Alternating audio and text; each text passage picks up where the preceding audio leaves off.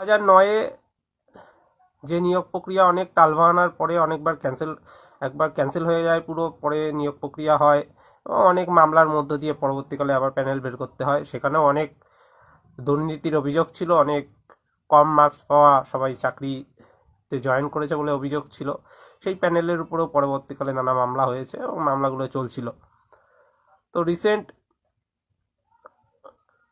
বেশ কয়েক বছর আগে সেখানে শূন্যপদ ক্রিয়েট করে চাকরির অর্ডার দেওয়া হয়েছিল। এগুলো প্রত্যেকে জানো, এই বিষয়ে আমি ঢুকছি না।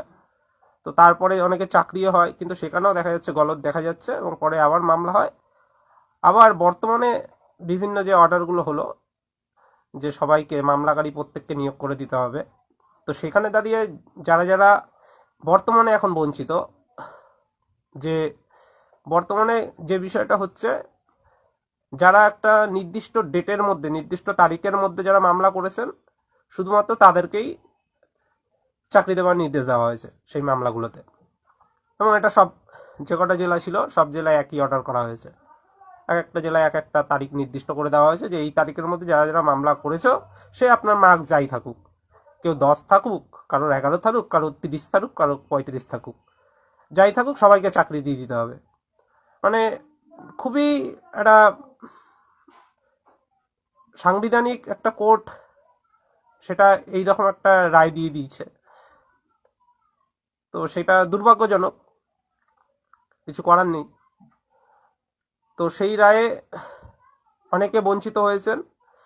আবার অনেক এরকম মেধাযুক্ত ক্যান্ডিডেট রয়েছেন যারা সঠিক সময়ে মামলা করেননি।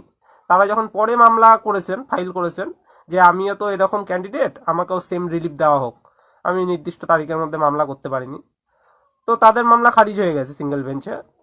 বেশ কিছু মামলা পেন্ডিং আছে। আবার ডিভিশনেও তারা চ্যালেঞ্জ করেছিল, তাদের মামলা কিন্তু খারিজ হয়ে গেছে। তো তাদের এখন কি করণীয়? তাদের কিন্তু রাস্তা খুলে গেছে, আর তারা প্রথমত ভুল পথে যাচ্ছিল, তাই তাদের সুরাহা তারা কিন্তু পাননি। যারা সত্যি যোগ্য, যারা বঞ্চিত, যাদের মার্কস বেশি আছে, শুধু তাদের উদ্দেশ্যেই আমার বার্তা, অন্য কারোর পক্ষে নয় যে আমার খুব কম মার্কস আছে আমি মামলা করে চাকরি পাবো, তাহলে শোনার দরকার নেই। যাদের সত্যি বেশি মার্কস আছে, বা যারা দেখছেন যে বর্তমানে যে মামলাকারীদের যে মার্কসগুলো, যে কেউ 10, কেউ 11, এরকম যে মার্কস, তার থেকে যদি বেশি মার্কস থাকে, তাহলে আপনারা শুনতে পারেন। আপনারা সুপ্রিম কোর্ট কিন্তু আমাদের পথ দেখিয়ে দিয়েছে, ডিভিশন বেঞ্চও এর আগে পর্যবেক্ষণে পথ দেখিয়ে দিয়েছিল, আপনারা সেই পথে যাননি, তাই কিন্তু আপনারা সুরাহা পাননি। আপনারা সবাই ভুল পথে যাচ্ছেন।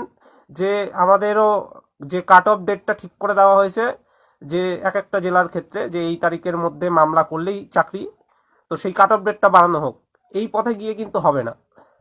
সেজন্য কিন্তু আপনাদের সিঙ্গেল বেঞ্চেও খারিজ হয়েছে, ডিভিশন বেঞ্চেও খারিজ হয়েছে। ডিভিশন বেঞ্চ প্রথমেই যখন ডিভিশন বেঞ্চে এই ধরনের মামলা যায়, ডিভিশন বেঞ্চ কিন্তু তখনই একটা পর্যবেক্ষণ দিয়ে দিয়েছিল যে আমার কাছে, মানে বিচারপতিদের নাম আমি উল্লেখ করব না, বিচারপতিরা কিন্তু মানে পর্যবেক্ষণে বলেই দিয়েছিলেন যে সুরাহাটা কিভাবে হতে পারে। বলেছে এই ধরনের অর্ডার কেউ যদি আমার কাছে মেরিটের বেসিসে আসতো, অবশ্যই সেখানে হস্তক্ষেপ করা যেত। কিন্তু সিঙ্গেল বেঞ্চ কি অর্ডার দিয়েছিল? সিঙ্গেল বেঞ্চ বলে দিয়েছিল যে কনসেন্ট অর্ডার। এটা মানে যত মামলাকারী আছে, যত পক্ষ আছে, রেসপন্ডেন্ট যারা আছে, সবার নাকি সম্মতি রয়েছে মামলাটা মিটিয়ে ফেলার। এবং সম্মতিটা বিভিন্ন কারণে হয়েছে, যে আগে দুর্নীতি করে ঢুকেছে, আগে কম মার্কসদের চাকরি দিয়েছে, তাদের প্যানেল ঘাটবো না, তাই এখন যারা মামলা করছে সবাইকে আমি চাকরি দিয়ে দিই। এর জন্য সবাই ওখানে একটা সমঝোতার মধ্যে এসেছে এবং সেটা হয়েছে, যেটা পরে আর রোখা যায়নি।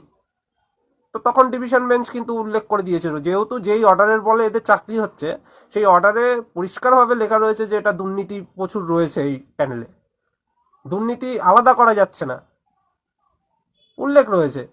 প্যানেলে বিচারপতিরাই লিখেছেন যে দুর্নীতি রয়েছে, আমি তার মধ্যে ঢুকবো না, আমি সবার কনসেন্টে সবাইকে চাকরি দিয়ে দিচ্ছি। কি সুন্দর অর্ডার হয়েছে। তো যাই হোক, একটা দুর্নীতির একটা মানে অন্যভাবে চাকরি পেয়েও কিন্তু যে সারা জীবন সুরাহা থেকে যায়, এটাও কিন্তু ভুল। আমরা দেখেছি অনেক ক্ষেত্রে যে চাকরি পেয়েও পরবর্তীকালে যে অবৈধভাবে পেয়েছে বলে, বা ভুল পথে পেয়েছে বলে, বা ভুল কারণে পেয়েছে বলে সব বাতিল হয়ে গেছে। তো প্রত্যেকে যে 2009-এর ক্যান্ডিডেটরা রয়েছে, যারা মামলা করেও মানে তারিখ বাড়াতে মামলা চেয়েছিলেন, যে এই নির্দিষ্ট তারিখের মধ্যে মামলা করে চাকরি হবে, তো আমাকে আরেকটু তারিখ বাড়িয়ে দেওয়া হোক, আমিও একই রকম ক্যান্ডিডেট, আমারও নাম্বার, এরকম ব্যাপার রয়েছে। তো তারা কিন্তু সুরাহা পাননি। তাদেরকে যেটা করতে হতো, মেরিটের বেসিসে আর্গুমেন্ট করতে হতো, তাদেরকে কিন্তু মেরিটের বেসিসে আর্গুমেন্ট করতে হবে। যারা যারা এখনো চাকরি পাননি, প্রত্যেকের যদি নাম্বার সত্যি সত্যি যারা চাকরি পাচ্ছে তাদের থেকে বেশি হয়ে থাকে, প্রথমত আপনারা আগে 2009-এর আর 2009-এর যে জেলাভিত্তিক প্যানেলগুলো পাবলিশ করা হয়েছিল, সেই প্যানেলগুলো আগে দেখুন। আপনাদের কাছে না থাকলে আপনারা গুগল করে পেয়ে যাবেন, বা ওয়েবসাইটে থেকেও থাকতে পারে। প্রথমে আগে মূল প্যানেলগুলো দেখুন, সেই প্যানেল দেখে আপনারা cut off list, cut off মার্কসটা লিখে নিন খাতায়, যে এই প্যানেলে এই কাট অফ ছিল, আর আপনার মার্কসটা আপনি ক্যালকুলেট করুন। আপনার যদি এই ইন্টারভিউ মার্কস ছাড়া বাকি মার্কস তার থেকে বেশি হয়, বা বর্তমানে যারা চাকরি পাবে মামলাকারী তাদের থেকে যদি বেশি হয়, আপনারা সেগুলো প্রথমে নোট করুন। দরকার পড়লে আপনার কাছে কোনো তথ্য না থাকলে আরটিআই করবেন, যে আমার মার্কস কত ছিল, কী ছিল, আমার ইন্টারভিউর মার্কস কত ছিল, ডিপিএসসিতে আরটিআই করবেন। তো প্রথমে সেটা করুন, করবার পরে আপনাকে মেরিটের বেসিসে মামলা করতে হবে, যে আমার থেকে কম পাওয়ার চাকরি প্রার্থীরা কীভাবে চাকরি পাচ্ছে। সেখানে যদি গ্রাউন্ড আনার চেষ্টা করে যে অনেক ডিলেতে আপনি কোর্টে গেছেন, অনেক দেরি করে, সেই গ্রাউন্ড কিন্তু টিকবে না। কারণ এখন সবে চাকরি পাবে অনেকে, যারা আপনার থেকেও কম মার্কস পাওয়া, তারা কিন্তু এখনও চাকরি পাবে। তারাও কিন্তু 2024-এই মামলা করেছে, ম্যাক্সিমাম 2024-এ মামলা করেছে, খুব দেরি হয়নি। তো ডিলে গ্রাউন্ড সেইভাবে খাটবে না। এরা জয়নিংয়ে ঢুকলেই আপনি গিয়ে মামলা করবেন যে এত কম নাম্বার পেয়ে চাকরি পাচ্ছে, তাহলে আমরা কেন পাবো না। মেরিটের বেসিসে করতে হবে। কেন এটা জোর দিয়ে বলছি, এটা ডিভিশন বেঞ্চও পর্যবেক্ষণ করেছে এবং সুপ্রিম কোর্ট অর্ডারে লিখে দিয়েছে পরিষ্কারভাবে। সুপ্রিম কোর্টের অর্ডারটা নিয়ে গিয়ে আপনারা আর্গুমেন্ট করুন এবং মেরিটের বেসিসে করুন। এমন নয় যে আমাকে কাট অফ ডেট বাড়িয়ে দিতে হবে, তাহলে সুরাহা পাবেন না, কারণ সেটা ডিসমিস করে দিয়েছে ডিভিশন বেঞ্চ আমাদের হাইকোর্টে। তা সিঙ্গেল বেঞ্চ ওটা এন্টারটেন করবে না। তাও আপনারা চেষ্টা করুন, সিঙ্গেল বেঞ্চে যান, গিয়ে মেরিটের বেসিসে যে আমার থেকে কম মার্কস পাওয়ারা কীভাবে চাকরি পাচ্ছে, আমি পুরো প্যানেলটাকে চ্যালেঞ্জ করছি, এই অর্ডারের উপর স্টে চাচ্ছি। যেই অর্ডারে দেওয়া হয়েছে যে সবাইকে চাকরি দেওয়া হবে, সেই অর্ডারে আপনারা স্টে চান, দরকার পড়লে ডিভিশনে যান, সেই অর্ডারটার উপর স্টে চেয়ে ডিভিশন বেঞ্চে যান, যে আমার থেকে কম মার্কস পাওয়ারা কেন চাকরি পাবে। চাকরি পাওয়ার কথা আমার মেরিটের বেসিসে। সুপ্রিম কোর্ট বলে দিয়েছে যারা যারা এই ধরনের অর্ডার, এই যে অর্ডারগুলো হয়েছে যে এই তারিখের মধ্যে মামলা করলেই চাকরি, আপনার যাই নাম্বার থাকুক, সুপ্রিম কোর্ট বলে দিয়েছে এই অর্ডারে যারা যারা বঞ্চিত, যারা যারা এই অর্ডারে বঞ্চিত হচ্ছেন, প্রত্যেকে অ্যাকর্ডিং টু ল অনুযায়ী প্রত্যেকে কোর্টে যেতে পারে, প্রত্যেকে হাইকোর্টে মামলা করতে পারে। যারা বঞ্চিত হচ্ছেন প্রত্যেকে মামলা করবেন, মেরিটের বেসিসে শুনানি হবে, সেখানে ল অনুযায়ী শুনানি হবে। এটা সেটেল ল যে আপনার নাম্বার যদি বেশি থাকে অবশ্যই আপনি বঞ্চিত হবেন না। আপনার থেকে কম মার্কস পাওয়ারা একটা মামলা করেছে বলে নির্দিষ্ট তারিখের মধ্যে জব পেয়ে যাবে, এটা কখনো হতে পারে না। মূল প্যানেলটাকে চ্যালেঞ্জ করুন, যেই প্যানেলে একটা সিস্টেম কি, এটা প্রথমে বিচারপতির নাম নিচ্ছি না, সেই বিচারপতি মহাশয় এটা কিন্তু পর্যবেক্ষণ করে বলে দিয়েছিল মালদার ক্ষেত্রে যখন ওই নির্দিষ্ট যে তারিখ দিয়ে দেওয়া হয়েছে যে এই তারিখের মধ্যে মামলা করলে চাকরি পাবেন, তারপরের তারিখে মামলা করে তারা যখন অন্য বিচারপতির বেঞ্চে যায়, তো সেই বিচারপতি কিন্তু পর্যবেক্ষণ করেন যে বিষয়টা কোথায় গলদ হচ্ছে। এটা তো সিম্পল নিয়ম, যে আমার যদি কোনো বঞ্চিত প্রার্থী থেকে থাকে, যারা বঞ্চিত হয়েছে সত্যি সত্যি এবং কম মার্কসটা চাকরি পাচ্ছে, তাহলে আপনি প্যানেলটা ঠিক করুন, বা আপনি কাট অফটা প্রকাশ করুন, জেলায় কত কাট অফ ছিল। মাত্র তো 2600, কোনো জেলায় 1300 এরকম ভ্যাকান্সি ছিল। তো সেই একটা, এই কয়জনের একটা প্যানেল ঠিক করা যাচ্ছে না। সেখানে যদি দুর্নীতি করে কেউ ঢুকে থাকে, বা সেখানে যদি কম মার্কসের চাকরি পেয়ে থাকে, আপনি সেটা রিপ্যানেল করুন, বা আপনি যদি রিপ্যানেল না করেন আপনার কাট অফটা প্রকাশ করুন। সেই কাট অফের উপরে যদি কেউ থাকে, তাহলে শুধু তাদের ক্ষেত্রে বলা যেতে পারে যে তারা চাকরির যোগ্য। তা না করে আপনারা যারা 11 পেয়েছে, যারা 7 পেয়েছে, সবাইকে চাকরি দিয়ে দিচ্ছে। এটা একটা আশ্চর্য খেলা হচ্ছে, কিছু বলার নেই। এই খেলায় অনেক গল্প আছে, এই খেলাটা হচ্ছে এবং সবার চোখের সামনে এইভাবে হচ্ছে। এটা চলতে পারে না। যারা পাচ্ছে এই ধরনের অর্ডারের ফলে, ভবিষ্যতে তাদের চাকরি কতদিন থাকবে এটাও একটা প্রশ্ন, যদি কেউ এটার বিরুদ্ধে সেইভাবে লড়াই করে। যারা এই অর্ডারের ফলে বঞ্চিত হয়ে লড়াই করবেন, অবশ্যই সুরাহা পাবেন। সুপ্রিম কোর্টও বলে দিয়েছে মেরিটের বেসিসে শুনানি করতে। একটা সিম্পল নিয়ম যে আমার যদি বেশি মার্কস থাকে আমি মামলা করব, আমার থেকে কম কাট অফ চাকরি পাচ্ছে, তাহলে তাকে বাদ দাও দরকার পড়লে, তারপরে আমাকে ঢুকাও। বা আমি যদি বেশি মার্কস পেয়ে থাকি আমাকে ঢুকাও, কিন্তু যারা মামলা করবে তাদের মার্কস তো দেখা হবে না, কি কম পেলো না কি বেশি পেলো, সবাইকে চাকরি দিয়ে দাও, এটা তো হতে পারে না। তাই আপনারা মূল প্যানেলটাকে চ্যালেঞ্জ করুন, মেধার ভিত্তিতে মেরিটের বেসিসে আর্গুমেন্ট হবে। মূল প্যানেলটাকে আপনারা, বারবার বলছি, মূল প্যানেলটাকে চ্যালেঞ্জ করবেন যে আমার এর থেকে বেশি মার্কস রয়েছে, বা এই যে যারা এখন অর্ডারের ফলে চাকরি পাবে করছে মামলাকারী, তাদের থেকে বেশি মার্কস রয়েছে, তাহলে এরা পেলে আমি কেন পাবো না? কাট অফ ডেট কী করে কোর্ট ঠিক করে দেয়? মেরিটের বেসিসে শুনানি হবে। কিন্তু আপনি যদি ভুল পথে যান যে আমাকে এই ডেটটা বাড়িয়ে দিন, যে এই আর একটা ডেট ঠিক করে দিন যে এই তারিখের মধ্যে মামলা করলে আমি সুরাহা পাবো, তাহলে আপনি পারবেন না। সুপ্রিম কোর্ট যেটা বলেছে সেই অনুযায়ী কিন্তু আপনাকে চলতে হবে। সিঙ্গেল বেঞ্চ যখন এই পর্যবেক্ষণটা দিল, সিঙ্গেল বেঞ্চ মালদার ক্ষেত্রে কাট অফ চেয়ে পাঠিয়েছিল যে আপনারা মালদার 2009 যে নিয়োগ হয়েছে সেই নিয়োগে লাস্ট কাট অফ কত গেছে এটা আগে আপনারা রিপোর্ট দিন। তার থেকে যদি কেউ বেশি পেয়ে থাকে তাদের কনসিডার করা হবে, তার থেকে যারা কম পাচ্ছে তাদের কিভাবে কনসিডার করা হয়? এটা কিন্তু অন্য বিচারপতি এই অর্ডারটা দিয়েছিল, এবং এই পথে প্রেশার দিয়েছিল বলেই মালদা তখন রিভিউ পিটিশন করেছিল সেই অর্ডারের বেসিসে। মালদা রিভিউ পিটিশন করবার পরে যেই বিচারপতি এই ধরনের অর্ডার দিয়েছিলেন যে একটা নির্দিষ্ট তারিখের মধ্যে মামলা করলেই চাকরি, সেই বিচারপতি তখন তার অর্ডারটাকে সংশোধন করে নেয় যে ঠিক আছে, তাহলে এই জিনিসটা হবে না, তাহলে আপনারা কনসেন্ট দিচ্ছেন না, তাহলে আবার অন্য বিচারপতির ঘরে যাক মামলাটা, যারা এখন প্রাইমারি মামলা শুনছে, প্রথম থেকে শুনানি হবে। এবং সেটাই উচিত ছিল, এবং সেই ক্ষেত্রে সবাই কিন্তু সুরাহা পেয়েছিল, এবং প্রত্যেক মানে যারা এখনো বঞ্চিত হচ্ছেন তারাও বঞ্চিত হতেন না, যারা নতুন ক্যান্ডিডেট তারাও বঞ্চিত হতেন না, এটাই বলা হয়েছিল রিভিউর পিটিশনে। কিন্তু সেই রিভিউর অর্ডারটাকে চ্যালেঞ্জ করে হট করে সুপ্রিম কোর্টে যাওয়া হলো, এবং সেখানে কি বেসিসে আর্গুমেন্ট হলো, সেখানে যথাযথ তথ্য দেওয়া হলো না, সেখান থেকে বলে দেওয়া হলো না আপনার রিভিউর যে অর্ডারটা সেটা খারিজ করে দিচ্ছি, আগের অর্ডার বহাল থাকবে। যদিও সেই অর্ডারে সুপ্রিম কোর্ট বলে দিয়েছে যদি কেউ এই অর্ডারের ফলে বঞ্চিত হন অবশ্যই মামলা করতে পারেন, এবং সেটা মেরিট অনুযায়ী শোনা হবে। তো তারপরে আবার কন্টেম্প ফাইল করে এখন সবাই চাকরির অ্যাপয়েন্টমেন্টের অনুমোদন দিয়ে দিচ্ছে বাধ্য হয়ে, ভয় পেয়ে, যেহেতু রুল ইস্যু হয়ে যাবে, জেলে ঢুকে যাবে, তাই বাধ্য হয়ে তাদের অ্যাপয়েন্টমেন্ট ছাড়তে হচ্ছে।